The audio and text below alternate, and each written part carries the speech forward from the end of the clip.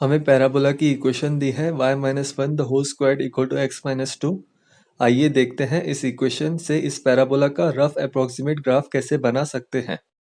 सबसे पहले इक्वेशन के दोनों साइड्स में टर्म्स के स्क्वायर रूट लेंगे तो हमें मिलेगा y-1 equal to square root of x-2 और y-1 equal to negative square root of x-2।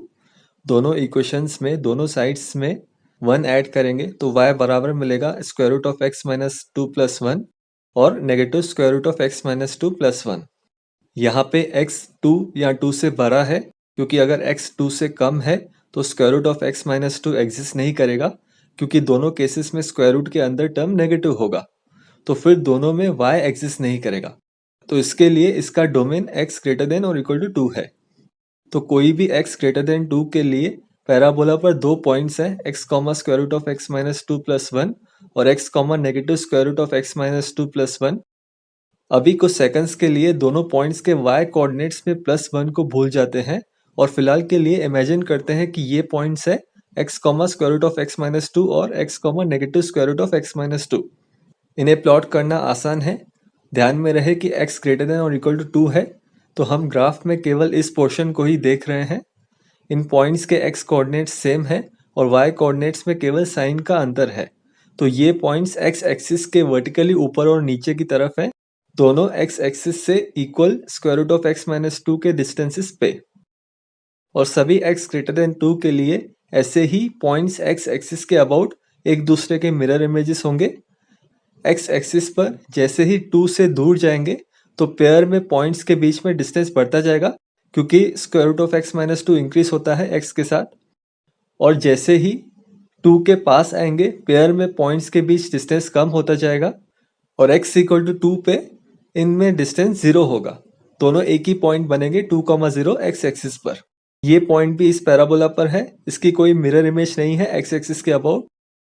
इन सभी पॉइंट्स को ज्वाइन करने पर हमें एक पैराबोला मिलेगा जिसका axis of symmetry x axis है और वर्टेक्स है 2,0।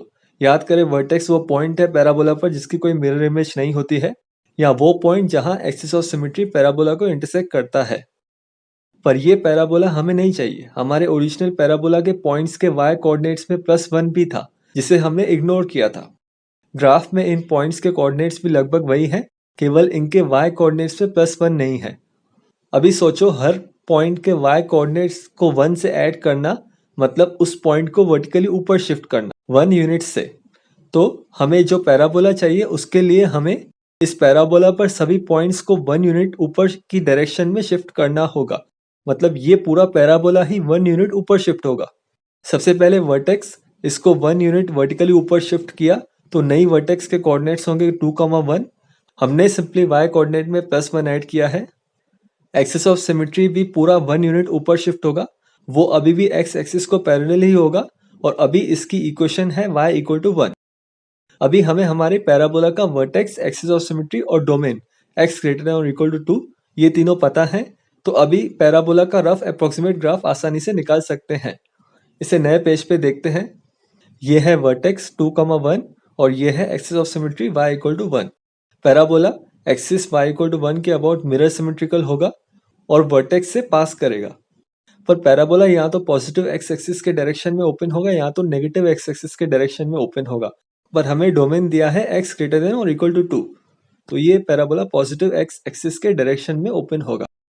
तो ये parabola y-1 the whole squared equal to x-2 का रफ अप्रोक्सीमेट ग्राफ है। अगर कोई डाउट है तो कमेंट्स में जरूर शेयर कीजिएगा। इस वीडियो को देखने के लिए धन्यवाद।